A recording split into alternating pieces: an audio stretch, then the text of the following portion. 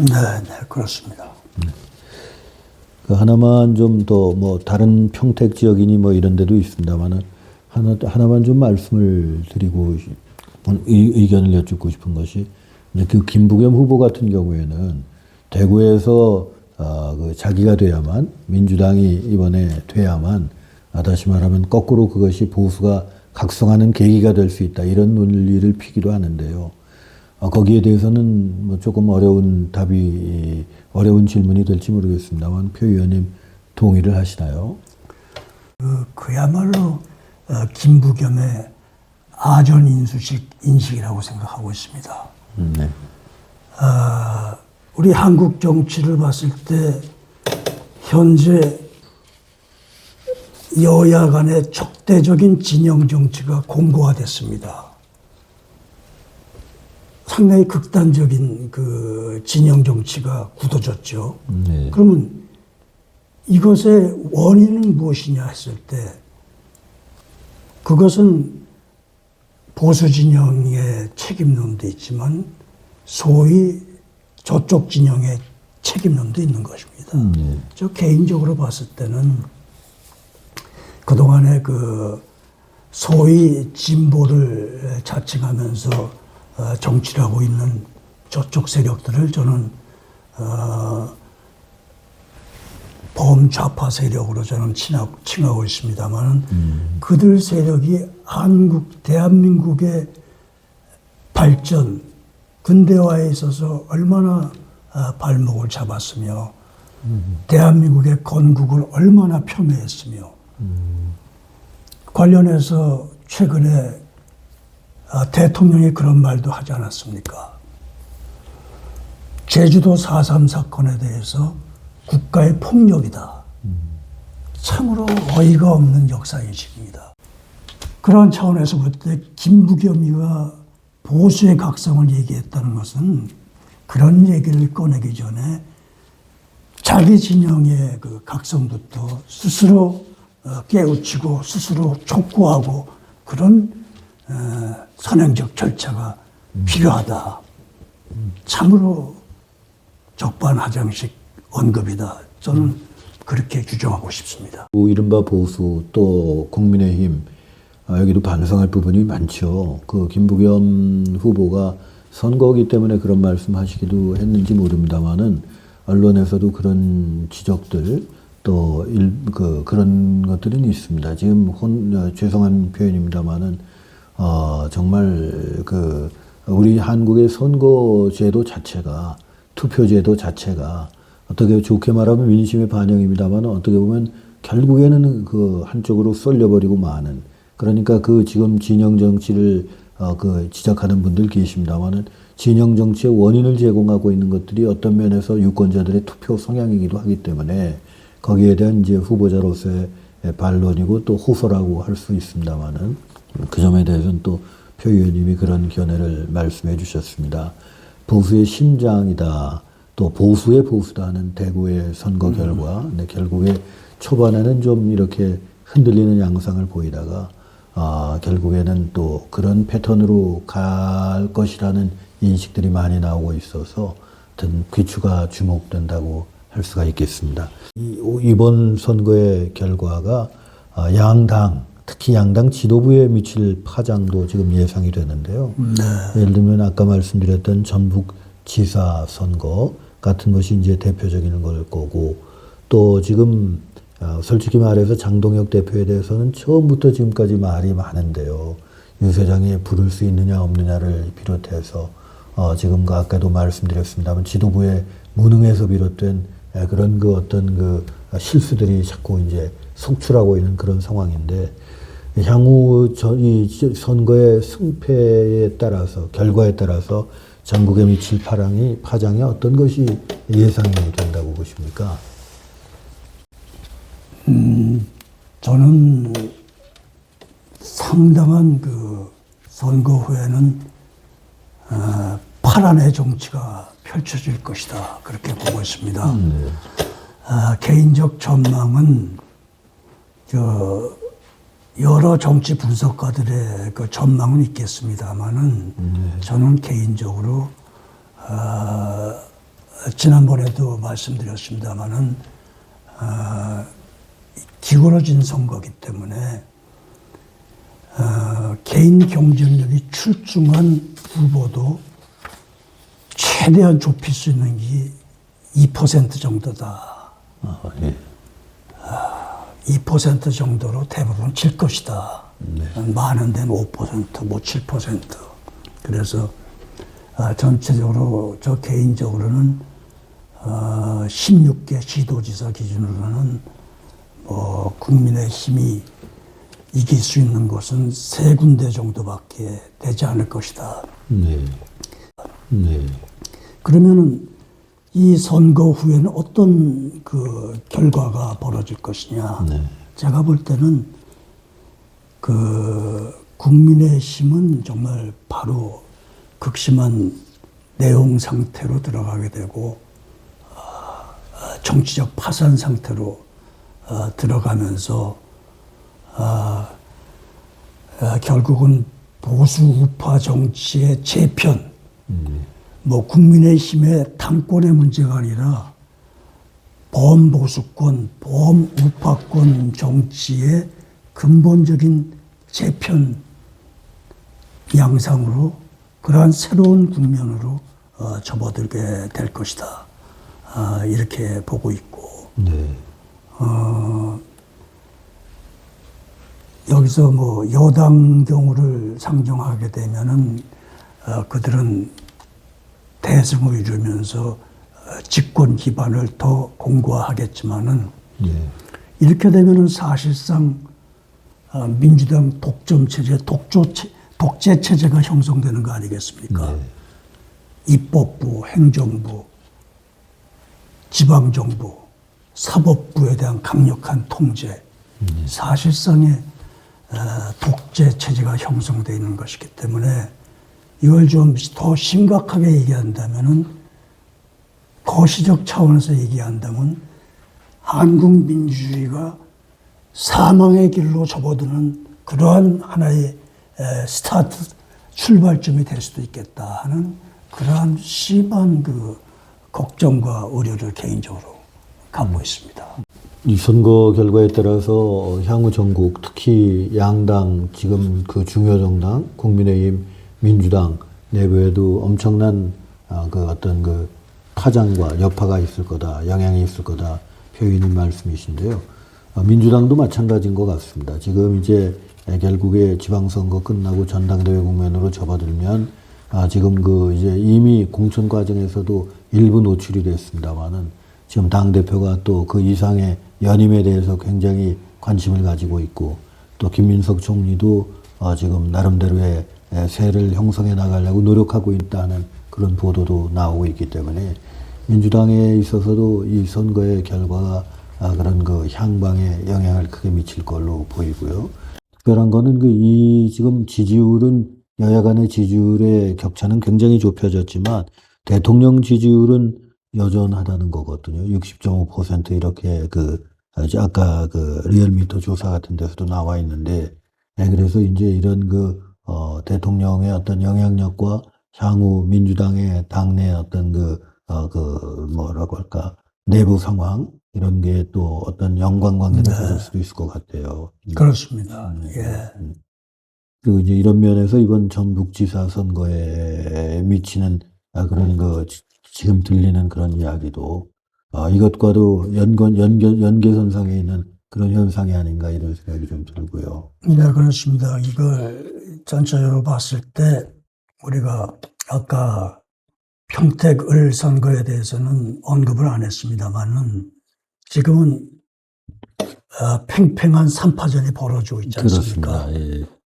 여기서 만일 조국이 승리한다면 김용남의 후보가 김용남 후보의 표가 점점 빠지면서 조국 쪽으로 저쪽 성향의 표들이 모아진다면 조국이 승리하게 되는 건데 향후 그 여권 권력 지형에 큰 변수가 될 것이고 또 한 군데 지금 경남지사 선거에서도 네네. 김경수 후보가 네. 예상과는 달리 더 그 우위를 표하고 보여주고 있는데 여기에 김경수까지 경남지사에 당선이 된다면은 여권의 대권 주자 간의 경쟁도 가열화될 것이고 8월 달인가요? 민주당 전당대회 때 정청래와 김민석 거기에 이제 부분적으로 송영길의 등장 이렇게 해서 당권의 싸움도 엮어지면서 그 어떤 총체적으로 이재명 정치에 대한 그 어떤 그 능력이랄까 그런 것이 판가름되는 그런 혼란스러운 전국이 전개될 가능성이 높다고 보겠습니다. 네. 이제 국민의힘도 마찬가지일 것 같아요. 예를 들면 선거 결과는 아직 안 나왔습니다만은 예상보다도 저조한 그런 이제 결과들이 나온다면 여기에 대한 정말 철저한 반성이 불가피하다고 보고요. 우물우물 넘어갈 수도 없고 넘어가서는 안 되고 지금 이제 표 의원님께서는 대한민국 정치에 생사가 걸린 그런 시발점이 될 거라는 말씀하셨는데 모든 일에 따른 엄정한 책임 없이 넘어왔기 때문에 오늘의 보수가 이런 혼미한 양태를 보인다 이런 생각이 듭니다. 그 두 명의 대통령이 지금 탄핵되는 불행한 사태를 겪었는데 과연 보수권에 있었던 보수 정치인, 중요 정치인들이 얼마나 처절하게 가슴 치면서 자기 반성하고 있느냐, 여기에 책임 느끼고 정계 은퇴한 사람이 있느냐, 이런 부분에 대해서 정말 우리가 되돌아봐야 되겠고요. 국민들께서 그나마 보수의 어떤 마지막 희망이라고 또 끈이라고 생각하셔서 이렇게 주시는 지지를 제대로 못 살려 나간다면 정말 할 말이 없는 거죠. 이 안에서 아직도 당권 경쟁 생각하고 있고 이 안에서 선거를 뒷전후하고 다음에 자기의 정치 행보를 생각하면서 그런 행동을 하고 있다면 그건 국민과 당원의 심판을 면키 어려울 거다. 이런 생각을 하게 됩니다. 정말 심각한 문제고 의원님께서 잘 지적을 하셨습니다. 최근에 국힘 당 중진들의 행보를 보면은 사실상 차기 당권을 노리는 행보를 하고 있습니다. 참으로 딱한 일이고 참 개탄스러운 일인데 지금 그동안의 보수 정치에 대한 평가를 했습니다만은 과연 진정으로 나라를 위한 열정으로 정치를 하는 보수 정치인이 얼마나 있습니까? 과연 누가 자신 있게 그것에 대답을 할 수 있겠습니까? 기득권에 젖어서 자기의 이익만 지키고 자기 권력욕만 탐하는 그런 정치로 일관했고 급기야는 2명의 대통령까지 탄핵되는 그런 정치적 파산을 겪었고 그야말로 대호각성을 해도 부족할 판에 여전히 권력을 향해서 자기 이익을 향해서 그렇게 움직이는 오늘의 보수 정치권을 보면은 참으로 가슴 아프고 개탄스럽고 정말 뭐라 평할 수 없는 참담함을 느낍니다. 우리 표 의원님 말씀 계셨습니다만 국민의힘도 더욱 그렇습니다. 사실 이번 선거 결과를 놓고는 처절한 반성이 있어야 되고요. 지금 많은 분들이 걱정하지 않습니까? 지난번에 제가 말씀드렸습니다만 부산 북갑의 상황 같은 것은 기가 막힌 일입니다. 그래도 명색이 당의 대표를 했던 분, 또 이 어떤 보수 진영을 이끌겠다는 분, 또 여기에 맞서서 대척점에 있는 분들이 보이는 행태가 기가 막히죠. 한 사람은 하얀 잠바 입고 지금 개인 선거 홍보에 열을 내고 있고, 한 사람은 저 사람만은 절대 안 된다 그러고 이제 또 정말 뭐라고 할까 외면하고 있는 이런 형국이 심히 걱정스럽고요. 제가 꼭 지적하고 싶은 것은 선거가 끝나면 이 모든 그런 선거 과정 전체 또 승패를 떠나서 여기에 대한 반성과 책임질 사람 책임져야 되고 새로운 진로를 모색해야 되는 그런 과정이 반드시 이번엔 있어야 된다. 어물쩍하고 또 그냥 전당대회니 뭐니 하고 정치 일정에 쫓기는 듯 하면서 그저 나가는 거는 이게 절대 있어서는 안 된다. 이런 생각을 저는 개인적으로 하게 됩니다. 그렇습니다. 지금 의원님 말씀 있었습니다마는 그것이 진정한 대우각성과 성찰 속에서 새롭게 보수 정치권, 우파 정치권이 새롭게 태어나지 않는다면 2년 뒤에 바로 총선거가 있습니다. 그리고 4년 뒤에 대통령 선거가 우리 눈앞에 놓여 있습니다. 불문 가지고 필패가 되는 겁니다.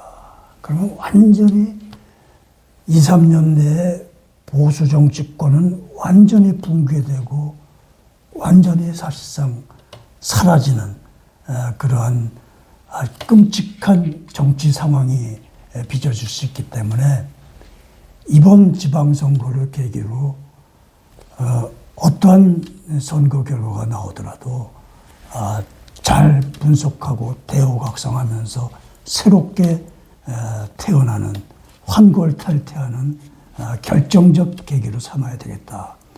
그게 반드시 필요하다고 그렇게 믿고 있습니다.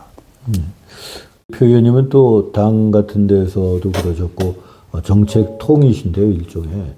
또 하나 요새 선거의 어떤 그 양상을 보면은 특히 요즘 민주당과 국민의힘 같은 경우에 보면 정책이 실종된 선거다 이런 생각이 들어요.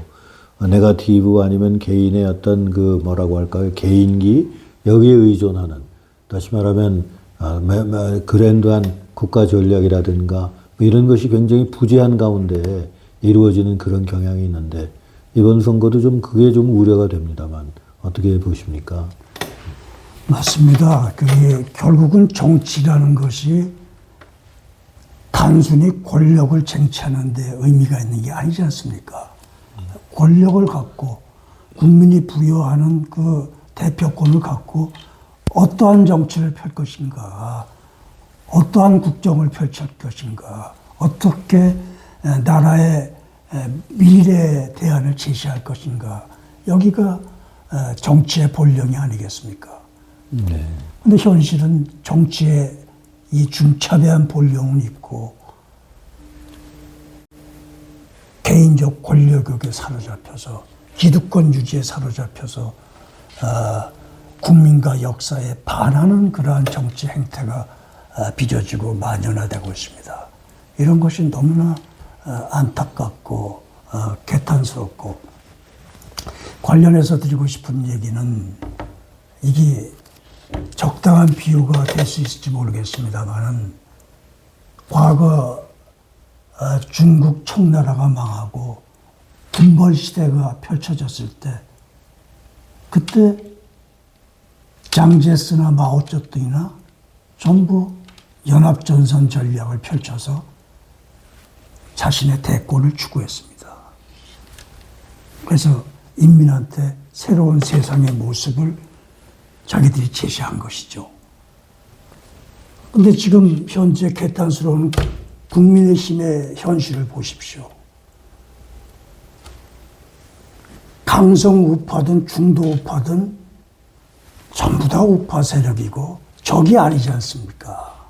적이 아닌데 그 강성과 연성 우파 내에서도 이렇게 극심하게 분열되고 서로 싸우고 있다는 현실은 이것은 그야말로 필패로 들어가는 상황이 되는 것이고 참으로 크게 깨우쳐야 될 부분이 아닌가 그런 생각을 하게 됩니다. 아쉬운 거는 리더십의 부재입니다. 사실 표현님 말씀하신 것처럼 이럴 때 정말 어떤 통합의 리더십 또 뭔가 이렇게 그런 한 차원 위에서 국면을 보면서 이제 이끌어가는 그런 리더십이 좀 매우 아쉬운데 이쪽 저쪽을 둘러봐도 그런 것이 보이지가 않아서 참 굉장히 안타까울 때가 많거든요. 국민의 한 사람으로서. 그런 점에서 정말 이 어려운 시대를 살고 있다. 어려운 시대를 통과하고 있다. 이런 느낌을 많이 받는데, 여하튼 이번 선거가 그런 모든 면의 태세 전환에 그런 계기가 됐으면 좋겠고, 각자 몸담고 있는 사람들이 정말 스스로를 가다듬고 새롭게 거듭나는 그런 계기로 삼아야만 된다. 이런 생각이 드네요. 네, 전적으로 공감합니다. 앞으로 이 선거 국면을 보는 뭐 관전 포인트라고 할까요? 좀 주문해 주실 게 있으면 좀 말씀을 부탁드립니다. 아까 말씀 올렸습니다마는 여하튼 관전 포인트는 그 보수권의 그 표 결집이 어디까지 진행될 것인가. 네. 그리고 아직도 부동하고 있는 그 무당층, 이 부동층들이 과연 어느 한쪽으로 쏠림 현상이 벌어질 수 있겠냐.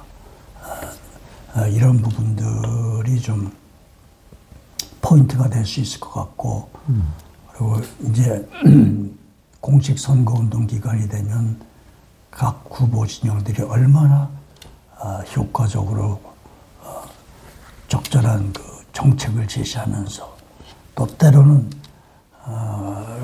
국민의 시선을 확 잡는 획기적인 정책 대안을 제시하면서 선거운동을 잘할 수 있겠냐.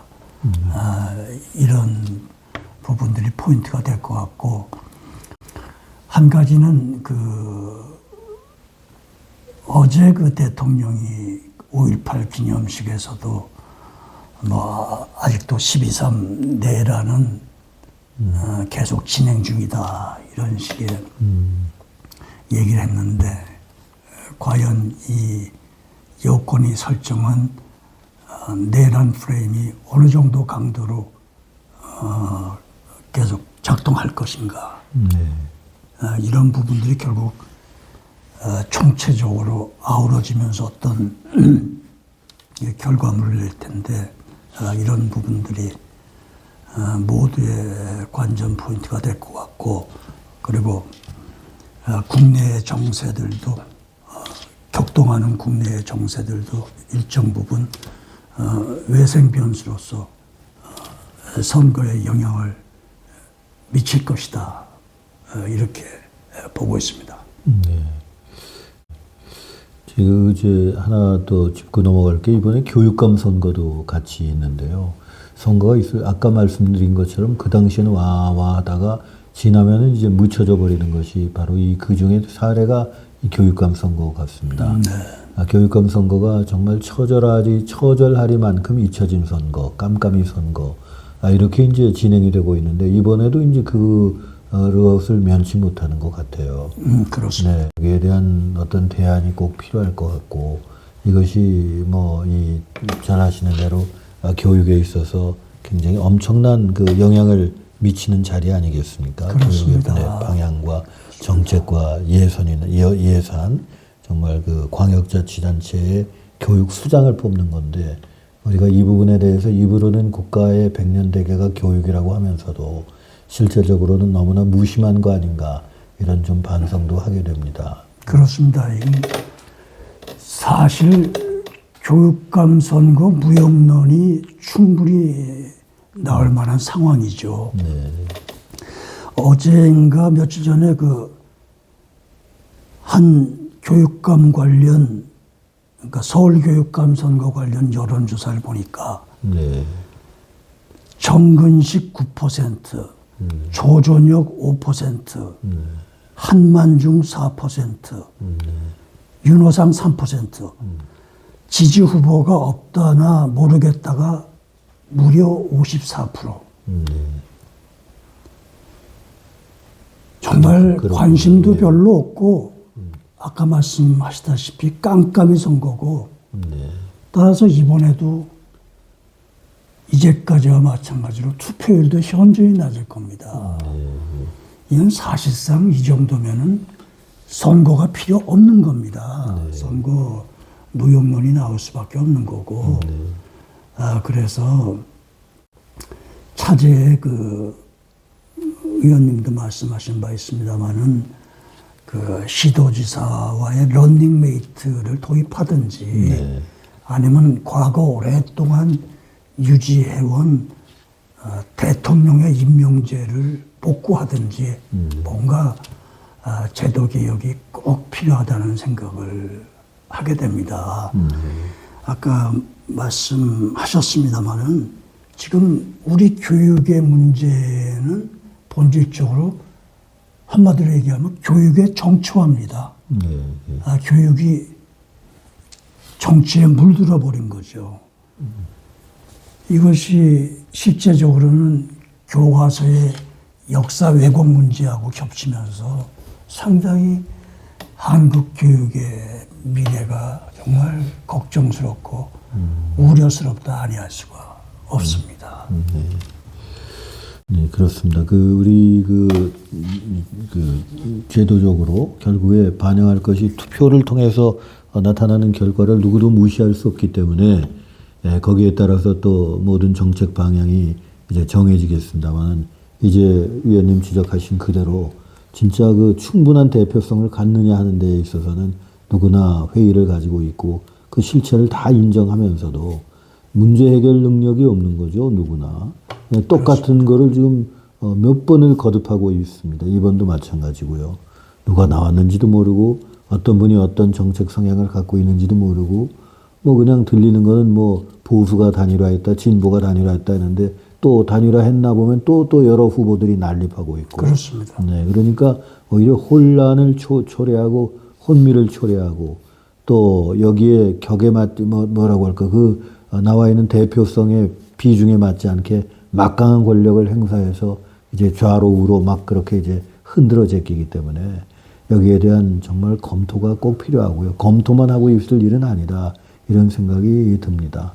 지금 말씀하신 그 광역자치단체장과의 런닝메이트제 같은 것도 일찍부터 이야기가 됐지 않았습니까? 또 전에처럼 그렇습니다. 아예 차라리 간접선거제도로 가자는 말까지 나올 정도로 지금 이야기가 되고 있음에도 불구하고 이때만 넘어가면 또 그냥 묻혀서 가니까요. 네, 정말 이것도 너무나도 아쉽고 반성해야 될 그런 일이다. 이런 생각이 듭니다. 교육감 선거에 혁명적인 재검토가 정말 필요하다. 이렇게 그렇습니다.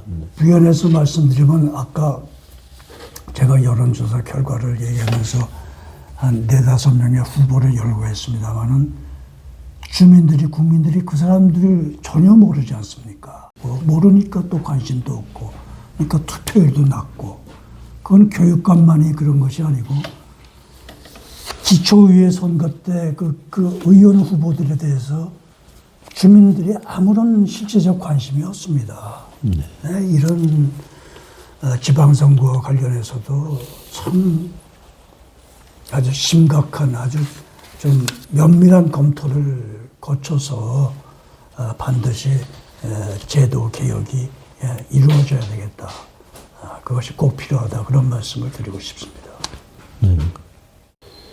지금 말씀하신 대로 우리가 이것도 똑같은 쟁점입니다. 지방선거 예를 들어서 공천제도 또 선거제도 자체에 대해서도 반성이 필요하죠. 예를 들어서 뭐 이제 학회라든가 이런 또 언론기관이라든가 이런 데 수없이 지적하는 문제인데 부끄러운 이야기입니다만은 요즘에 지방의원 선출제도 같은 것은 어떤 충성도 테스트 비슷하게 되고 있고요.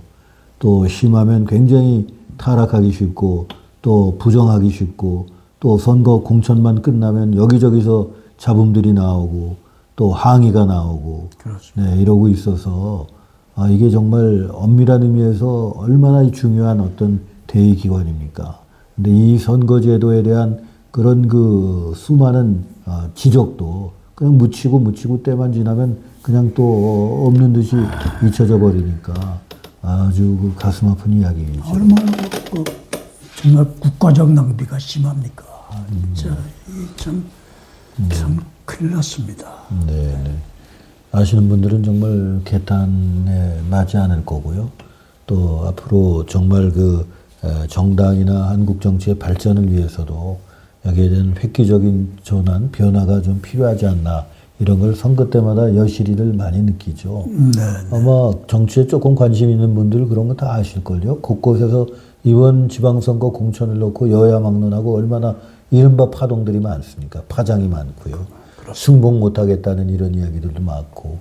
그래서 정말 이것도 가슴 치면서 반성해야 될 그런 부분 아닌가 이런 생각이 듭니다. 반성에 그치지 않고 정말 제도적인 개선책이 시급히 좀 마련돼서 빠른 시간 내에 좀 개선이 돼야 된다 이런 생각이 들고, 그래야만 정치 신인 또 정치에 정말 어떤 그 관심과 자질과 뜻을 갖고 있는 그런 좋은 엘리트들이 충원될 수 있지 않겠냐 하는 그런 생각하고요. 맞습니다. 정말 네, 지방 정치가 그들만의 리그가 돼서는 안 되겠다 이런 생각을 하게 됩니다. 그렇습니다. 네. 운동도 본격화됐고 13일에 선거운동 기간 끝나면 이제 각 지역의 새로운 어떤 공직자들이 또 선출이 되게 됩니다. 정말 그 중요한 그런 시점인데요. 어떻게 보면 그 지방자치라는 게 자기 지역의 일을 또 지역 주민들의 책임하에 또 지역민 스스로 결정하고 처리해 나가는 정말 정치와 행정의 접점에 위치한 그런 매우 소중한 영역이 바로 지방자치다 이렇게 생각할 수가 있습니다. 흔히 말하듯이 풀뿌리 민주주의, 참여민주주의 토대고 민주주의 기반이기 때문에 우리 주민들의 실생활과 매우 밀접히 연관되어 있습니다. 그래서 정말 이 선거에 대해서 보다 더 적극적으로 관심 많이 가져주시고요. 하도 우리 정치가 진영 논리에 휩싸여서 또 그런 연장선상에서 자칫 간과하는 것도 있을 수 있기 때문에 우리 유권자, 우리 국민들께서 그 현명한 분별력을 좀 가져주시기를 바라는 그런 마음입니다.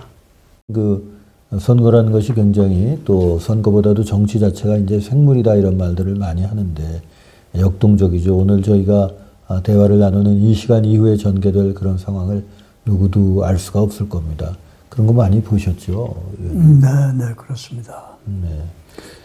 그런 면에서 이제부터 시작인 선거이기 때문에 저희들이 말씀 나누는 가운데 이제 제시했던 의견들도 하나의 참고가 될 뿐이지 단정적인 건 아니라고 이런 생각이 듭니다. 여튼 지방자치가 자기 지역의 일을 지역 주민들 책임하에 또 지역의 재정적인 또 재정을 가지고 스스로 결정하고 처리해 나가는 그런 정치와 행정의 접점에 위치한 매우 소중한 영역입니다.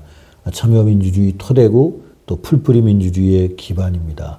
우리 주민들의 실생활과 매우 밀접하게 연관되어 있습니다.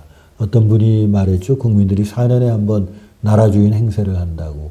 선거 때가 그런 것 같습니다. 여기저기서 존경한다는 말씀도 많이 듣고 사랑한다는 말씀도 많이 듣고 열심히 심부름하겠다는 그런 사람들 많이 만나실 겁니다. 여하튼 우리 한 분 한 분이 분별력을 발휘하셔서 내 소중한 한 표가 우리 지역에 또 우리나라에 또 이 나라 정치의 앞날에 중요한 영향을 준다는 거 명심하셔서 또 유심히 지켜봐 주시고 또 올바른 판단을 해 주시기를 부탁드립니다. 회원님 오늘 감사합니다. 예, 감사합니다. 감사합니다.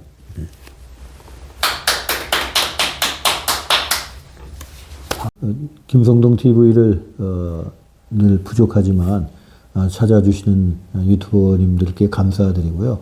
이번에 우리 표양호 의원님 또 정말 아주 이 분야의 전문가신데 모시고 말씀 나눌 수 있는 뜻깊은 시간을 가졌습니다.